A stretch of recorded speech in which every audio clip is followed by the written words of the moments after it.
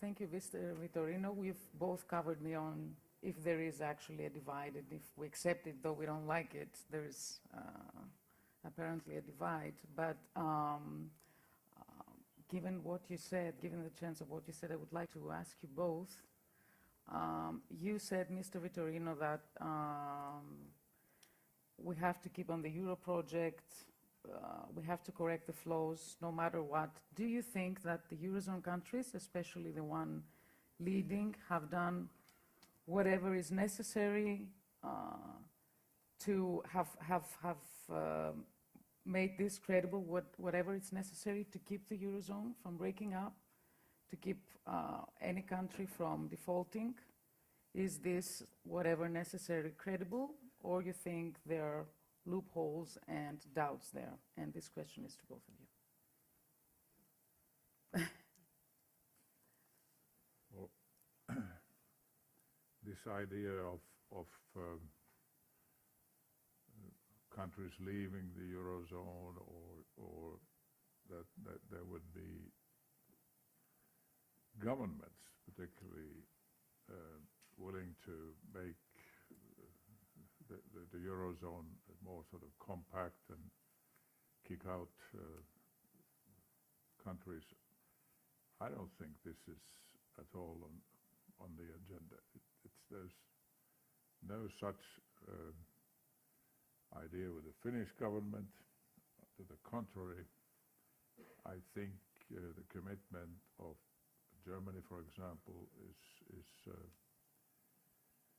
unflinching in the sense that trying to keep the euro together, and of course it means that we also understand in the so-called northern countries that we can do a worse service to Greece or Cyprus, for example, than to force them to leave the euro.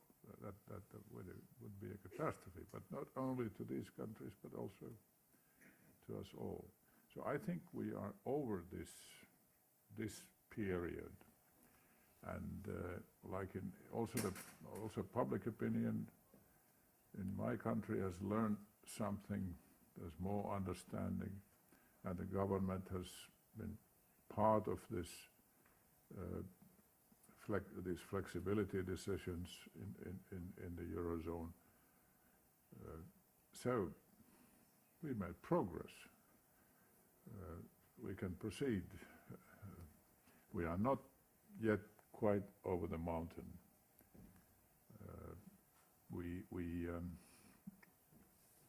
Like for example, if the Greek central government debt keeps growing and we can't control it and things go wrong, a haircut is not totally excluded.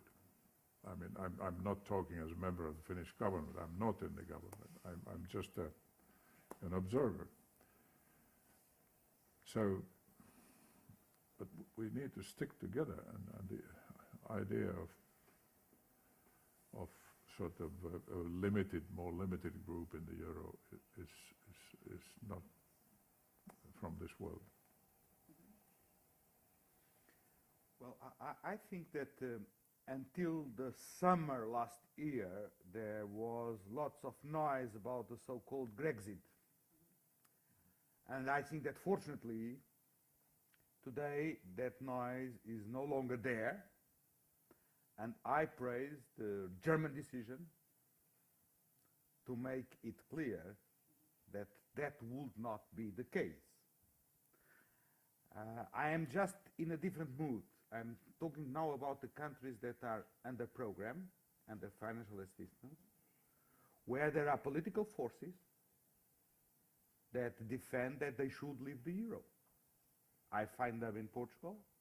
I find them here in Greece. I find them in Italy. I find them in Spain. And I believe that those who are true Europeans should get involved in explaining to the public opinion why it's a pure illusion to think that leaving the euro would from day to night make things easier. Just the opposite. Just the opposite. So you were very clear trying to put me at odds with the German politics in your question. But what I must say is that... don't kill the messenger. No, not at all, not at all. No, no, I just try to understand that where was the trap. And I'm afraid, I know this is not very popular. If they've done enough, you know. But I have to praise Mrs. Merkel for having kept the German parliament in line with the strategy of saving the euro. And I would like to ask the audience, which other prime minister would have taken the risk of losing her majority in parliament in name of a strategy to save the euro, because that is the reality. The strategy to save the euro was sustained in Germany because the CDU got the support of the opposition parties, from the SPD and the Greens. Because the so-called chancellor majority, from a certain moment onwards, would not be enough to guarantee the approval of the Bundestag. Mm-hmm. So which other prime minister would be brave enough to such a move? I don't find too many. Since Paavo is no longer in the office, so I can say it. But having praised Mrs. Merkel for keeping the Germans in line with the European project, anchored in the European project, having clarified that the euro is sustainable, I think that the only criticism I have is that some of these decisions have been rather slow to be adopted, and the price to pay due to the slowness is higher than it could have been if decisions were taken sooner, on one side. And on the other side, I think that hopefully after September, I don't know why September, but maybe because it is the autumn, let's assume that. After September... After southern vacation. That's it. Yes. After August is always an inspired month, and not by chance everybody comes having holidays in the south. I hope that after September, some of the missing links in the chain to deal with the euro crisis will be adopted. And the first signs of that approach is coming already from Germany in these last few days. Just a provocation. We are talking about North and South. Could you explain me where is France? Wow. North and South. Can I comment that? In the sort of economist's analysis, France is among the North, so to speak. But again, I'd like to underline that we are all facing these challenges of structural reform. We are cutting expenditure in Finland because we have to take care of the deficit. We have a deficit problem too, the 3.5%, and this is not easy at all.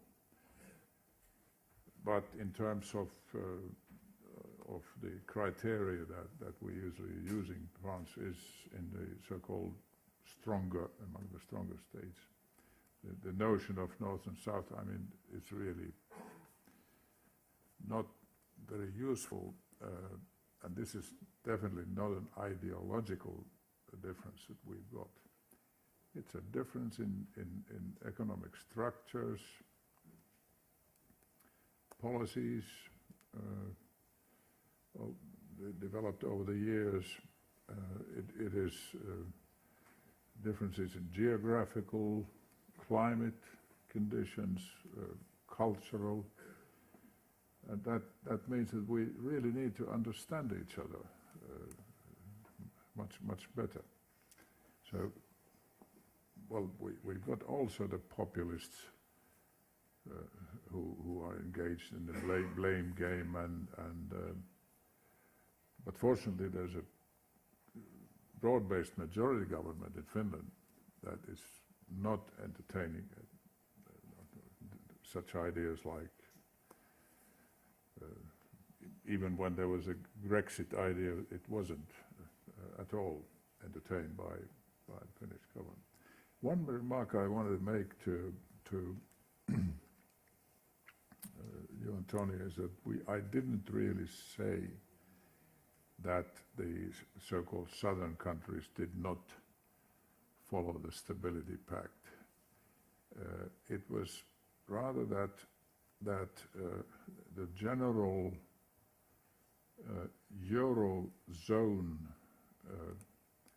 structure and the culture meant that the mounting deficits were not recognized. Because if we take the current account deficit, inevitably one day it will have to be turned into a government deficit. Because there's also foreign debt, a lot of foreign debt. And then, of course, there's also the market. How could the market fail in such a spectacular way? Although the IMF and OECD were warning. So, there we stand, and I definitely agree that Germany is the anchor state. I've been arguing in Finland that, I mean, against those who think that, well, there's speculation even about Germany leaving the Eurozone, that Germany could not exist in its present state without being a European Germany. And that was the origin of the European Union.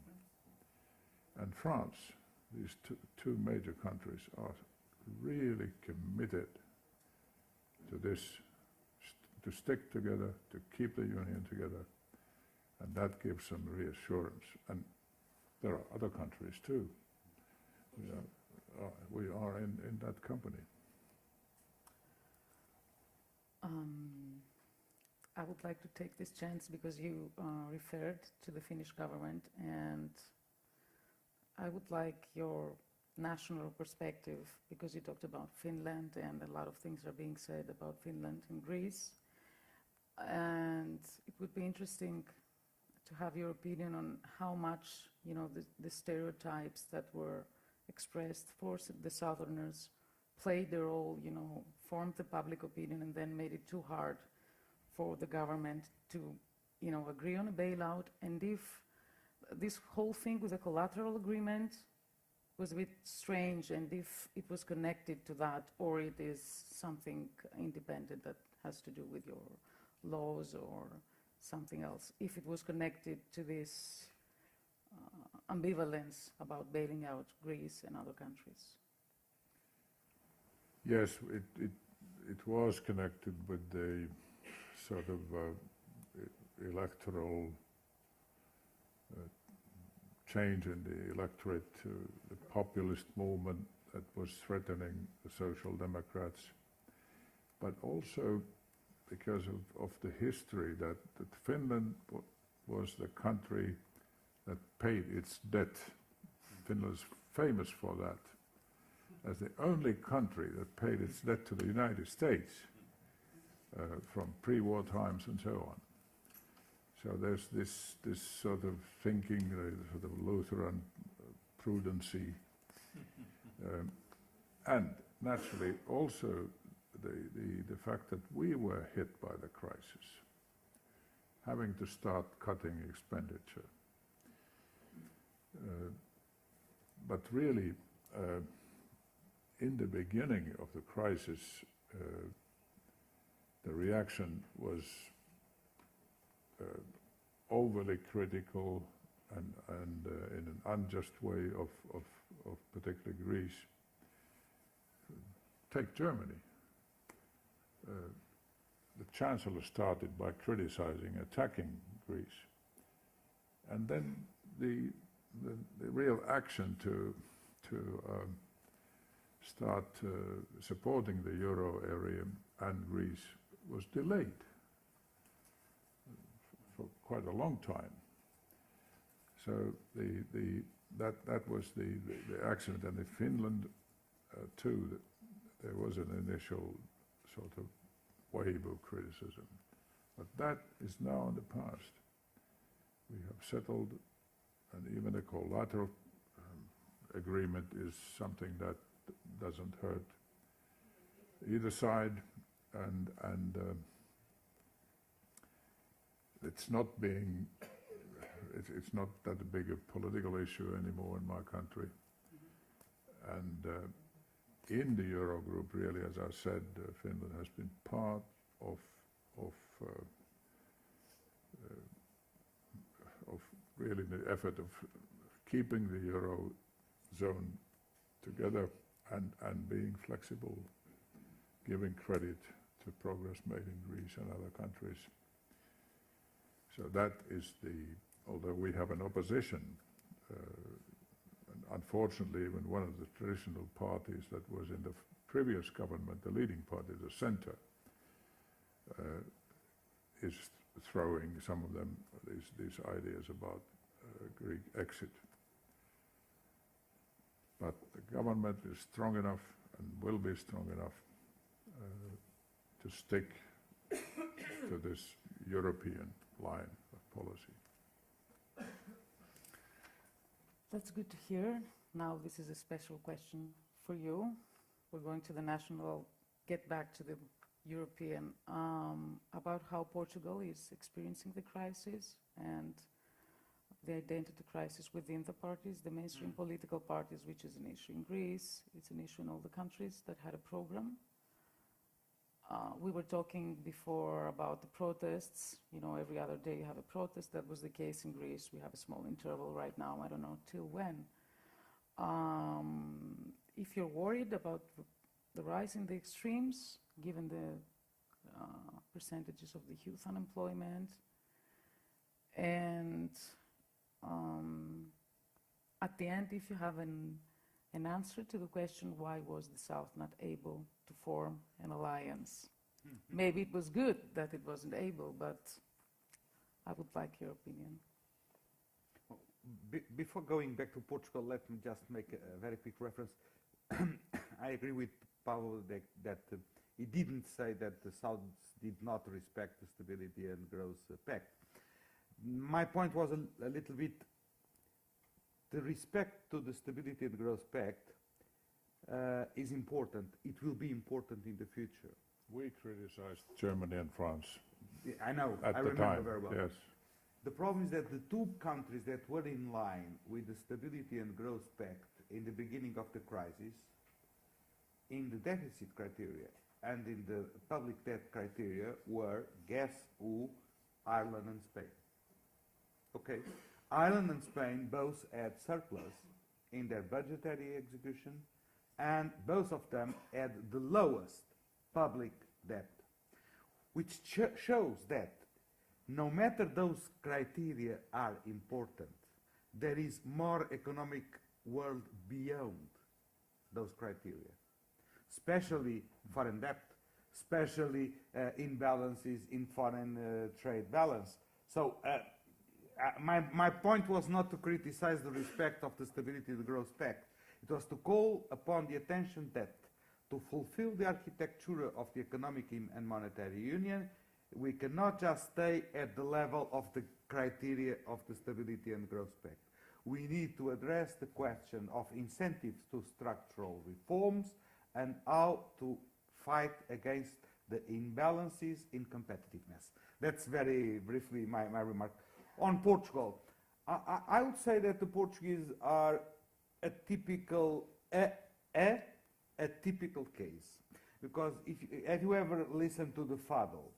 I don't know if you ever listened to the Fado. Fado is a very nostalgic, sad song of loves that are betrayed, not corresponded, mothers that lose their children. So everything is a disgrace. Fado is a very sad song, very beautiful one. I like it very much. Don't think I'm denying my national identity. But the reality is that the Portuguese usually like to blame themselves before blaming anyone else. Okay? Sounds familiar, actually. It sounds very familiar. We are very fatalist. The key word in Fado is fate, destiny. So, the first reaction in relation to austerity in the Portuguese political debate was to blame ourselves. We were the ones to be blamed. The ambience has been moving, has been changing for one very concrete reason. Because there is a certain austerity fatigue. That's true. So the first sacrifices were supported and were accepted, but suddenly we got the idea that the template of austerity was starting to aggravate the problems that intended to fight instead of solving them. That's the question I put on the timing of the two dynamics. And now there is an uproar in the society against austerity, definitely, with demonstrations and things like that. Social partners that have been cooperative in the beginning are much more reluctant today. Even from the political point of view, the main opposition party, the Socialist Party, who signed the Memorandum of Understanding and then he lost the elections, is keeping its distances in relation to the government and to the program of adjustment. And at the end of the day, I believe that we are in a muddle situation, a situation that is very confusing from the political point of view. The government has lost some authority, there is more social unrest, and we are in a decisive moment where it will be extremely welcome to have some blue in the sky and some hope that there will be more priority given to policies aimed to promote growth, especially to fight youth unemployment. There is a new wave of immigration. But the difference from the 60s is that in the 60s our immigrants were very low-skilled people. Nowadays our immigrants are the best qualified young people who represent a loss in human capital in the long run that it is very disturbing, and we cannot be taken seriously if we say our problem of competitiveness is fought against through investing in qualifications, and when the qualified youngs just go away. This is not a way of dealing with the problem, I'm afraid. Thank you. Speaking of some blue in the sky, there was a story on Spiegel yesterday that Germany is planning to offer low-interest loans to Portugal, to Italy, not a word about Greece. Do you think this austerity fatigue is becoming gradually a notion that it doesn't work on its own, that you cannot solve debt with more debt, that you need growth, you need other measures, that it's like, you know, it's vain. Though we have to accept as southern states, Greece, Portugal, we have to move on with the structural reforms, as you said. But what about austerity? Well, I'm not an economist by training, but having studied a bit and constant contact with Bank of Finland and economist friends, and really based on the analysis that the Bank of Finland made recently, without, of course, making them responsible for what I'm saying, I think that these supply-side reforms are absolutely necessary in crisis countries. Market liberalization, reforms in the labor market, the pension systems. Even in my country, we still need such reforms. And we are already seeing signs, like in Greece, that on improvement in competitiveness. It's happening. So it's not easy politically at all, and it's going to take time until such measures, reforms make an effect. 2, 5 years, even longer. But what you of course need is agreement and consensus on this, and the point I'd like to make here, what I did study, and is one of my majors, social psychology, and there are interesting studies showing that competitiveness correlates with the degree of trust in societies. And in that sense, the Nordic countries particularly are strong and at the top of the world competitiveness ranking. And behind this is this basic trust that I mean, say, of citizens towards the political system, but also ability to create consensus. And here, of course, there's a cultural difference between in Europe. One trait in the South, in some countries, is the sort of political elite, political elites that are split, and there's a, but we don't have any political class in Finland. I mean, with privileges of all kinds. So there's also a distance here. And this is not to blame, this is only what I'm saying, that to increase understanding in our countries, but maybe also to encourage, to reform also the institutional side of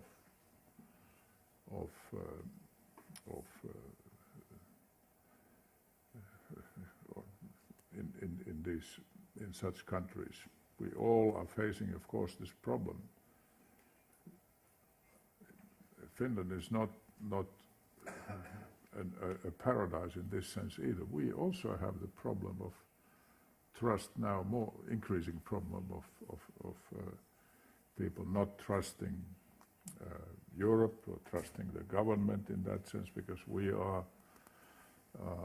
engaged in this effort to save the euro and so on. And that then we come to the problem of democratic deficit.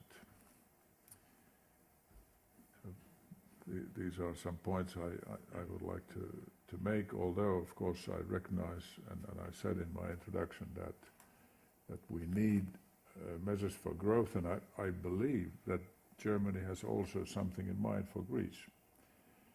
And I also believe that, was it September? It's a good month. For Portugal as well? That after September, I think we'll be in a better situation to make overall progress in Europe, in the European Union. After the German elections, I guess. Well, it's Correct. a coincidence. Would you like to May I add just say one point? something? I absolutely subscribe what Paavo has said in the relation between competitiveness, trust, and the quality of the institutions. And this shows that the link is there, and the things cannot be seen separate. But I will not elaborate on the quality of institutions now. I would just like to point one very specific. We in the southern countries, what are we expecting for? Definitely we are expecting a sign of relaxation of austerity, at least recalibrating austerity. But we have a difficulty. We need to make clear that the relaxation of austerity does not bring moral hazard. What do I mean? Does not mean that it is the escape, the exit that we have chosen not to accomplish to our. So, it's a question of imagination, political imagination. And politicians should be more imaginative than they are. It's no way, it's a no road to say that we need less austerity, because we all know that there is no red button in Athens or in Brussels that we push and economic growth comes up.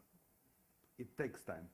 So we need to make credible that if there is a relaxation of austerity, at the same time, there will be no relaxation in the adoption of the structural reforms that are necessary.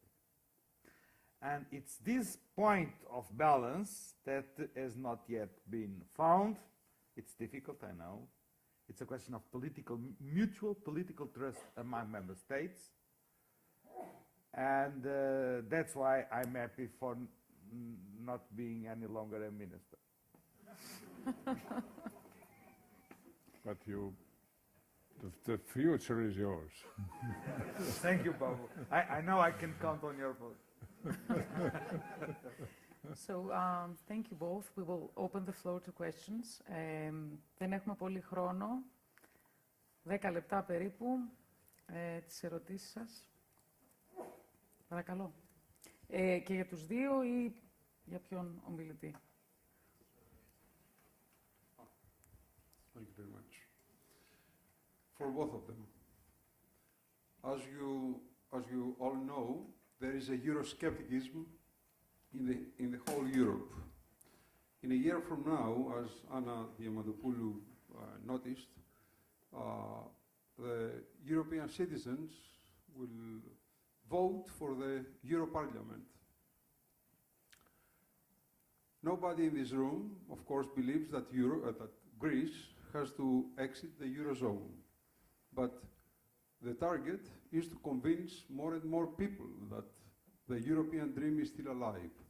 So if you were asked by the European Commission and the Euro Parliament, what are the steps that we have to undertake in order to avoid 27 Pepe Grillos enter the Euro Parliament, what would you propose? And let me make it clear. You have only 10 months to take steps. Thank you. Starting on September. So who would like to answer first?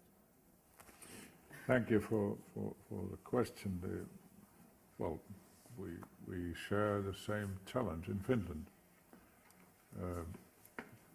Probably it's very likely that the leader of the populist party now in the polls, opinion polls, being within 2 percentage points of the biggest, of course, of the so-called traditional parties, that the leader will stand in the European election.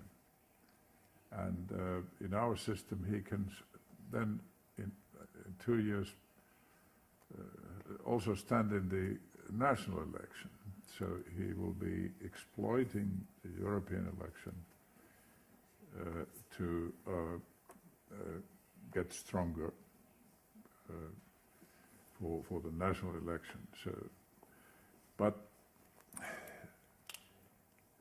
my thinking, I have been a bit critical of the European Union. European Union ways, the kind of culture of what I call hype. We have been setting targets, having and standards like in the Euro I referred to, and not followed them.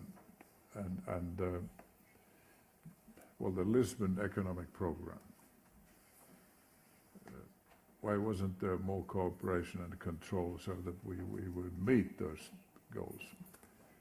And what has happened, we have set even more ambitious goals, although we haven't met even the original goals. So this weakens the credibility of the Union. We have also hurt the competitiveness of the European Union in the world markets by imposing costs like in energy policy that weaken competitiveness. What I'm driving at is that after all, it's most important to concretely work in the Eurogroup, in the European Union, to tackle these problems: growth, unemployment, youth unemployment. Rhetoric doesn't help here, but naturally we have been not active enough during all these years of growth and progress in explaining the European idea to our electorates. We have neglected that in Finland too. So we have to now understand that it is a project that has to be kept alive all the time, and the European idea of solidarity also, that we share a common destiny, and that it's actually even more important to make the Union stronger in globalization. Otherwise, we will become objects of other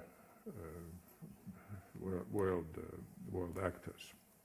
So all this work is part of the recovery. But whether we can succeed by the next European election and simply to increase participation, voter turnout, it's going to be hard work.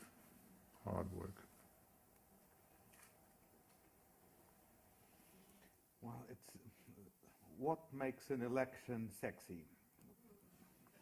That's a very good question. I would say that there is one criteria. When you go to election, you punish or you reward with your vote. And that dimension, punishment, reward, winner or loser with consequences, is absent from the European Parliament elections.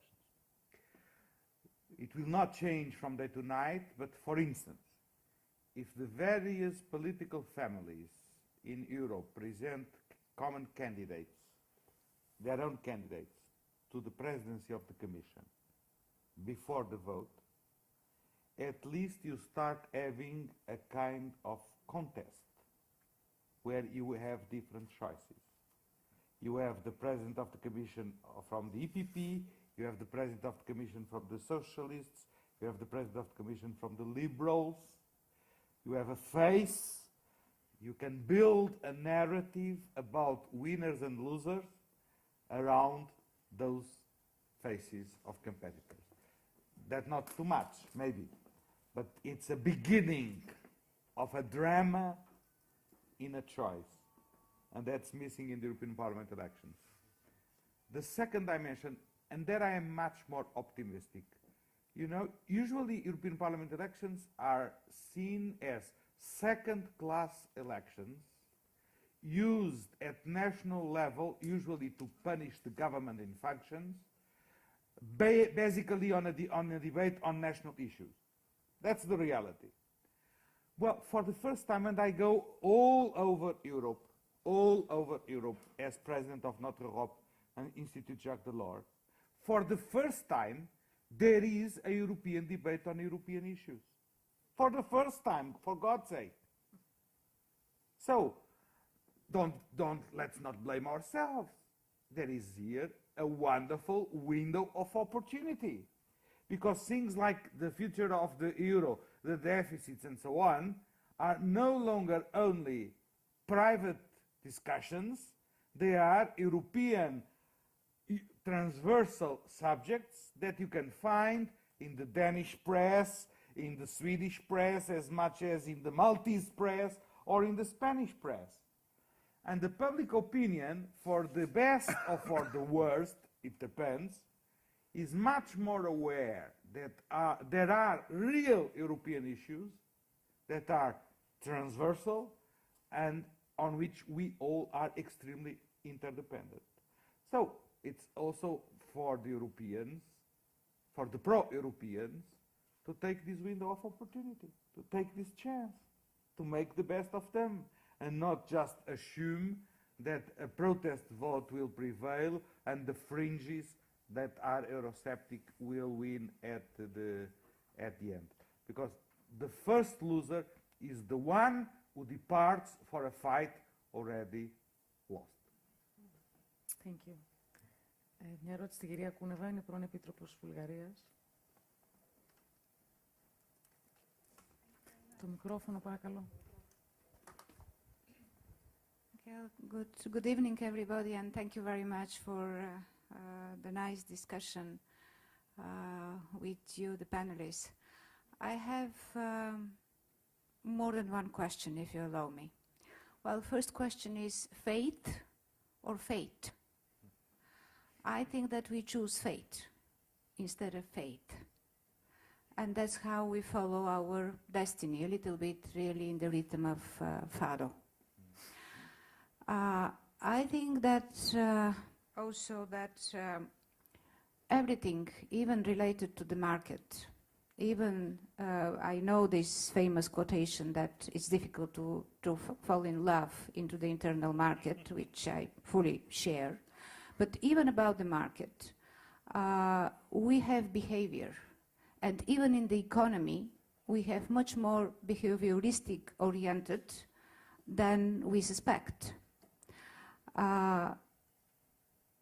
We miss tools. And I would like to challenge you with the question about the parliament. Not the parliament here in Greece, not the parliament in Europe or in whatever other European country, but parliamentarian democracy. Both of you, we started with Agora. Agora is just a place where people meet each other. Where is this place now? Parliament? I doubt. Parliament is a representative democracy. And Anna had a very well put into the issue paper, so-called precariat. People who are not represented because they are shifting. They one day might be more on the side of the social benefits or whatever. The other day, more on the small and medium enterprises. They cannot be kept for a long time. So who will represent them? In my country, I'm Bulgarian. By the way, there is also East, not only North and South. Well, a brief remark. I always promise to myself, whenever I have an opportunity, to say thank you to the Greece. Because Greece was the only one country really in a leadership to bring my troublesome country into the Union, and I had an excellent opportunity to work on the other side with Commissioner Vitorino at that time and Commissioner Diamantopoulou. Big respect and big thank you. So, in my troublesome country, we have, I'm not just talking about the populists, but we have represented and non-represented people because they retrieve. They don't like to be represented. They didn't go. They haven't go. They didn't in the last elections, and they haven't for long years to go to vote. What happened in Croatia? 20% turnout? Really? That's how we are heading the next elections wherever they are, even in the September elections in Germany. So we are trying, obviously, to do something different and very hard, to have other tools. I have the privilege to be chairman of European Citizen Action Service. You know what it is. This is our beautiful initiative, people to have the right to to initiate legislation. Beautiful. What happens? Zero. We don't have even a server for 2 years.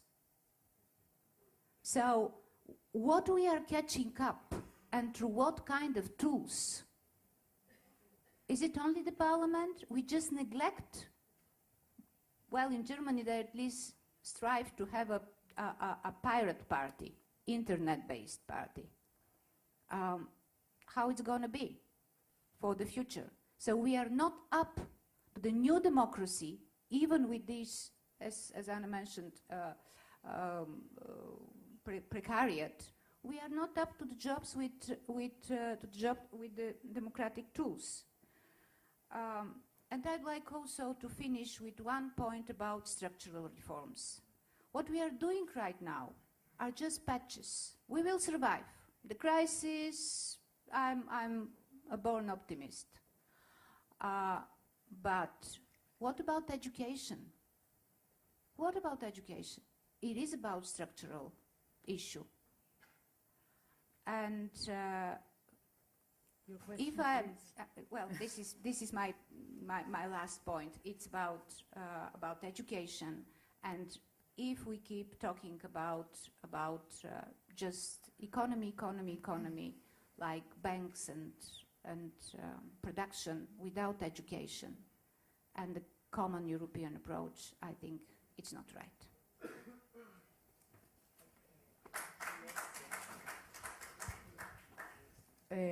Μπορούμε να πάρουμε ίσως να πούμε ακόμα μία-δύο ερωτήσεις μαζί.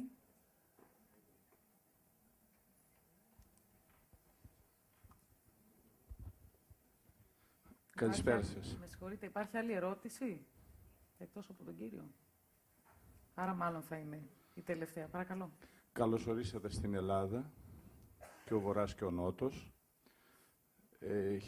Επίσης, θέλω να συγχαρώ και την, ας μου επιτραπεί, έκφραση γειτόνισά μου από τη Βουλγαρία, που σε μερικά πράγματα με πρόλαβε και τοποθετήθηκε, και ήθελα να θέσω το εξής ερώτημα, το οποίο βασανίζει πάρα πολλούς που θέλουν να λέγονται πολίτες μιας χώρας. Υπάρχει διάχυτη εντύπωση και στην Ελλάδα και στο εξωτερικό, και αυτό το λέω λόγω της εμπειρίας που έχω τα τελευταία 10 χρόνια να εργάζομαι για λογαριασμό της χώρας μου στα ευρωπαϊκά σχολεία, ότι πίσω από όλο αυτό το σκηνικό κρύβεται κάτι το οποίο δεν μπορούμε να προσδιορίσουμε. Δηλαδή, ο κύριος Βιτορίνο το είπε κάποια στιγμή και είπε ότι εμείς οι πολιτικοί πρέπει να αναλάβουμε μια ευθύνη και να κάνουμε περισσότερα πράγματα. Κρύβεται δηλαδή το γεγονός ότι κάποιοι άλλοι παίρνουν αποφάσεις που δεν είναι οι πολιτικοί με όμικρον γιώτα, αλλά κάποιοι που κανονίζουν τα πράγματα μέσα από μια μονεταριστική, χρηματοπιστωτική αντίληψη. Πόσο ισχύει αυτό αλήθεια, γιατί αποδείξεις δεν έχουμε, ενδείξεις έχουμε, και από τα αποτελέσματα μπορούμε να κάνουμε κάποιες υποθέσεις. Και ο κύριος Λιππόνεν μας είπε ότι δεν είναι οικονομολόγος, αλλά είναι πολιτικός. Ίσως αυτή η απάντηση, αυτό το σχόλιο που έκανε στη δευτερολογία του, να δίνει μια απάντηση. Και από τους δυο, λοιπόν, θα ήθελα να τοποθετηθούν πάνω στο ερώτημα αυτό. I can come first, but we'll have the last word. But just two remarks. On Magdalena Kuneva remark. The problem of differentialized people from democracy, whether you call it marginalized, excluded, precariat, it's a problem that affects not only European democracy, but also national democracies. Starts at national level. And you cannot aspire to have a magic solution for a perfect, ideal pan-European democratic system if you do not start attacking the deep root causes of the problem at national level. So the system of communication in between the quality of national democracy and the quality of European democracy. And if politicians start being more transparent at national level about what they can do and about what they cannot do, and what they can only do in the European framework, that will bring some added value to politics, because my perception is that the citizens are much more advanced in understanding interdependence than politicians. At least in the rhetoric of politics. In the rhetoric of politics, in the political debate. Because in practical terms, the citizens understand that the interdependence requires a more effective European Union, a more transparent European Union, a more accountable European Union. What is missing is the answers about the proceedings to address this kind of demands. And if they don't find answer to these questions, of course they will become disenfranchised from democracy, and the turnout in elections will be lower and lower. On the question of the hidden agenda, yes, one has to recognize that global capitalism, global financial capitalism, has changed rules of the game, and has diminished the capacity of decision of member states and politicians. I have no problem not only in recognizing that up front, but also in saying that that's precisely why the European Union is absolutely needed. Because I'm sure that each member state, Greece alone, or Portugal alone, will be absolutely helpless when confronted with that dynamic. At least if you have scale, you can make a difference and you can count. And the scale is only given by the European project as a whole, provided, of course, the Europeans take the decisions necessary to guarantee that the functioning of the financial markets are more transparent, more accountable, and more under control. And if you have an example, if Greece decided to apply the financial transaction tax alone, I can guarantee you that that will not make any difference.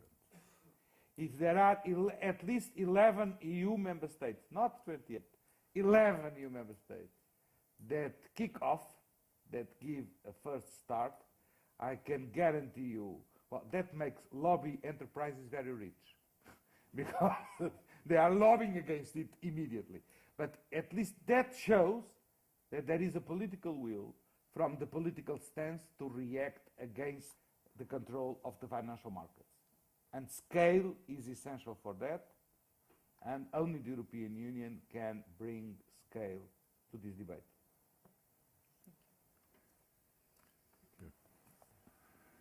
Rid of the old system, reforming it after becoming members of the European Union. And I really understand that it's easy and it's not easy to mobilize people in this effort, whereas we are facing these new challenges to parliamentary democracy. And one of them is the media. The media, there are these tendencies, don't show too much respect for parliament, parliamentarians, and they pick politicians as culprits to everything, although responsibility can lie elsewhere. So this is the reality for us. The precariat question is being discussed in Finland, and for example, the trade unions are waking up to this problem, to find channels for participation and influence for the so-called precariat. So we all have these situations we have to deal with. But I very much share the wisdom of António on the political system, the markets, how we can control them. We can't expect that a trick like transfer tax would solve very much, but there are really positive signs. We are making the euro system stronger, governance rules. We are now beginning to tackle the tax haven problem.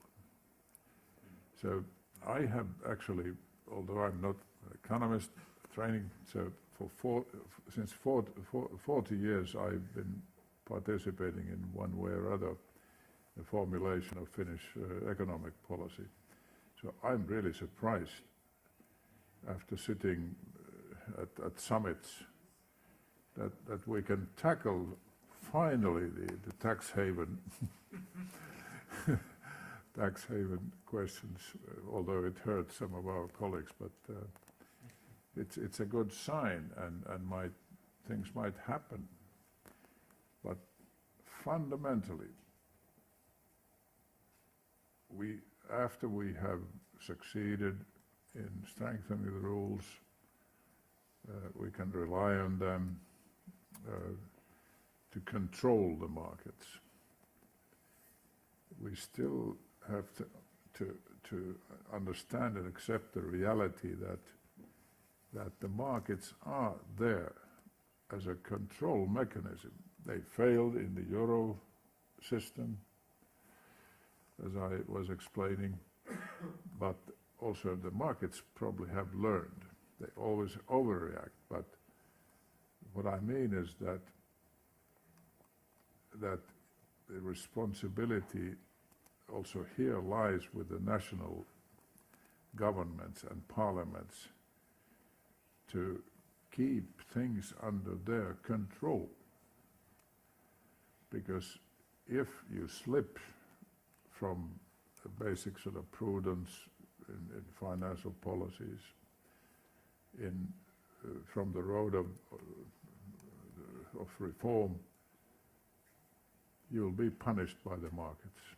The market is always there as a control mechanism. And then, of course, you can improve the functioning of the market. We can do it in our countries, European-wise, and internationally, like the negotiations with the United States, fighting protectionism. I mean, both in this context. So I think, and I'm speaking as a social democrats, that we have to update our thinking on these things in order to really keep the democratic system credible, and I'm a strong believer in that we can make it, and that it's democracy that will prevail over the markets. Και με αυτή την αισιόδοξη νότα από τον κύριο Λιππόνεν, να κλείσουμε τη συζήτηση. Σας ευχαριστώ και τους δύο πάρα πολύ, τον πρώην πρωθυπουργό της Φινλανδίας, τον πρώην Επίτροπο, τον κύριο Βιτορίνο, τον κύριο Τσούκα.